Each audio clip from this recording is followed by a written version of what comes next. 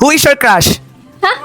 Meron po tayo ngayon servant leadership program para po sa mga kabataan ng Holy Rosary Missionaria. Let's go! So magpakilala ka muna sa kanila. Hello po mga kapalaman, my name is Mary Angel Mendoza. Okay, Angge, ano ang nararamdaman mo ngayon na may SLP tayo? Masaya po kasi po ngayon ay makakaranas kami ng paghuhubog para sa mga leader kabataan ng Hatag. Alright, magpakilala ka muna. Hello po, ako po si King Marlon Jesus. Ano yung pinakang matingkad na karanasan mo so far sa ating SLP?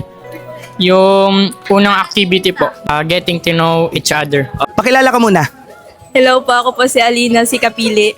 Kung bibigyan kita ng pagkakataon para magbigay ng mensahe sa kapwa mo kabataan, ano yung gusto mo sabihin sa kanila? Punta na po kayo simbahan, masaya po dito. Yan, thank you, salamat. Pakilala ka muna. Ako po si Kuya Jansel Madrona po. Kung bibigyan kita ng pagkakataon para magbigay ng mensahe sa kapwa nating kabataan, ano yung gusto mong sabihin sa kanila? Ang masasabi ko lamang po ay huwag po kayong mahihiya na lumapit sa simbahan. Dahil ang simbahan po ay bukas para sa lahat ng mga kabataan, lahat ng mga aktibo at gustong maging aktibong kabataan ng simbahan. Shout out mga